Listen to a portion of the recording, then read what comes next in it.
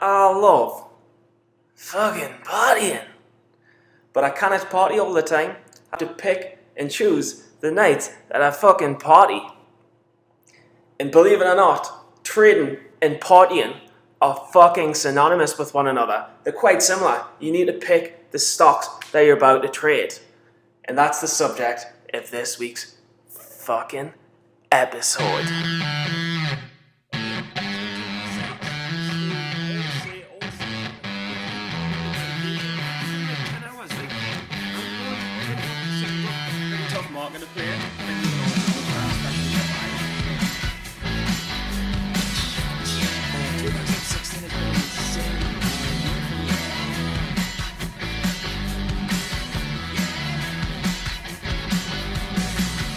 Welcome to Jonk does PennyStocking, everybody. Jeevan here and he's back, and I want to make a quick party analogy. But first, Tim Sykes webinar highlights from 12 hours ago, and Mark Crook highlights from his webinar just the other day. And the theme is big fucking picture, especially well covered by Mark Crook. Make the analogy. Jeevan is a party animal. Fucking Jeevan loves to party. Jeevan does shots of Jägermeister and tequila, and he loves tapping biatches. So, why shouldn't Jeevan party all the time? Well, why should he party all the time?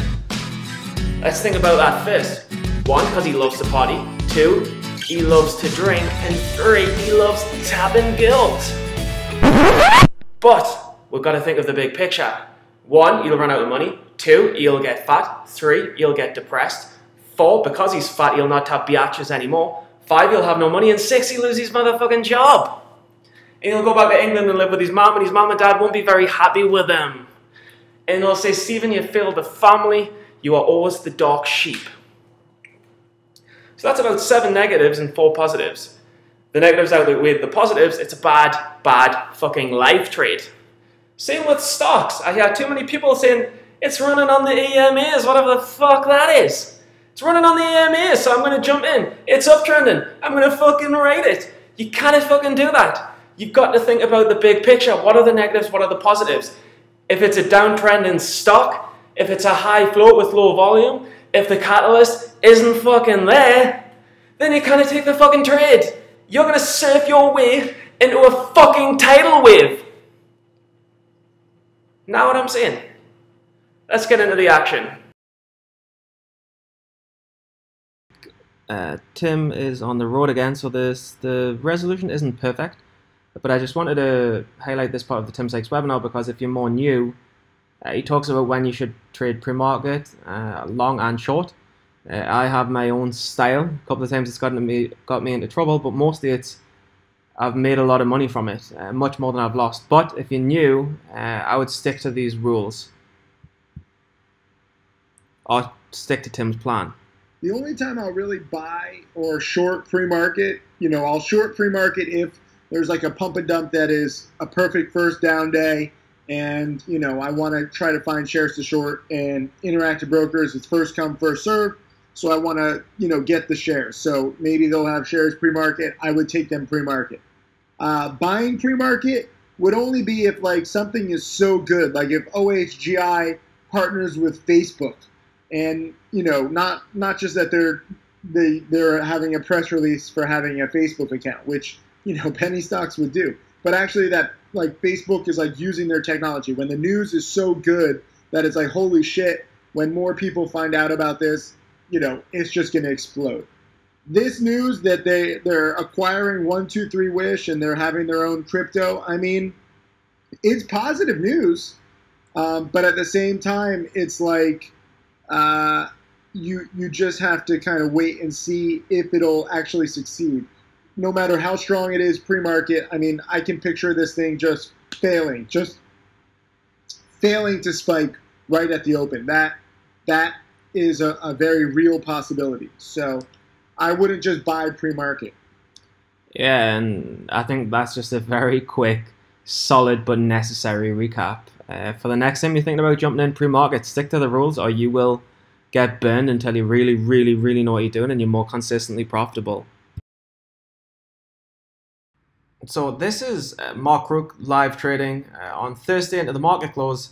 and he gives a thesis on MNKD, which turns out it didn't work out, but what he did really well is put together a plan, and it's so crazy, but when I started making back the $4,500 that I lost and shooting up to $1,000 up, and then I dropped, and now I'm going back to overall green again, it's because I started being able to formulate plans and saying, based on this catalyst, with this chart pattern, with this float, with this volume, with this history of how it's performed with similar volume on previous days, on 2 months, 6 months, 1 year, 5 year, 10 year charts, I'd put together a thesis, and the more examples I've seen of similar and different situations, the more accurate my thesis got.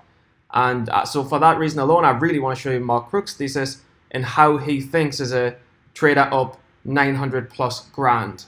It's a former runner, and we've been talking about in the chat room. I said that I was looking for a big dip to buy, and we finally got it. I was actually thinking about buying it in here earlier on, like around 12:30 Eastern, before it ripped to 4, and then we had some sideways price action. Now it's fading back down towards a support zone in the 360. So I'm long almost 9,000 shares at 364-ish, and I'm actually hoping that it comes down a little more, but we've got roughly an hour and a half to go, and ideally this is setting up to be a multi-day runner, just the way it was several months ago back in October when it ran from $2 to $6. So now we're 2 to 370 roughly, and I'll be happy selling into a rip towards 4 to 450. I think the risk reward is fantastic. I think this bull market presents opportunity time and time again with these runners, and MNKD is a heavily shorted stock, and important for you guys to always check the short percent of the float, and you can check that on Stocks to Trade. You can check it on finviz.com, and the short rate, the short percentage of the float is roughly 31%.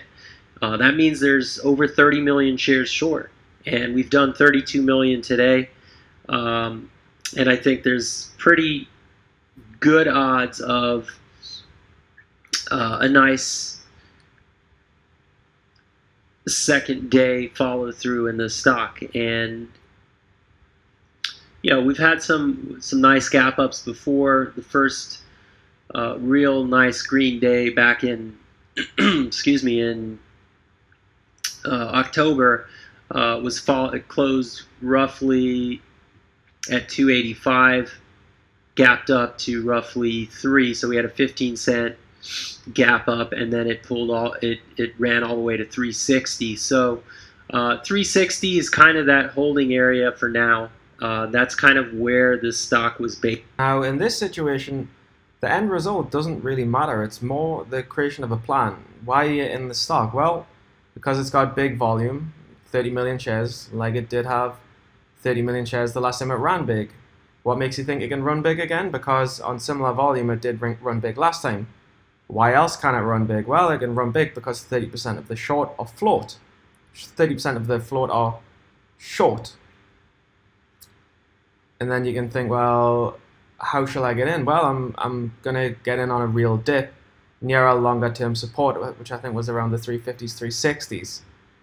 And if it doesn't gap up, because he was just saying it gaps up about 15%, it gaps up 15 cents. If it doesn't gap up, then I'm just going to get out. I'll take my profits, I'll cut gains.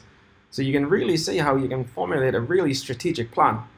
And so many people I see doing random shit for no reason, and they somehow think they've got a plan, but this is an example of a plan.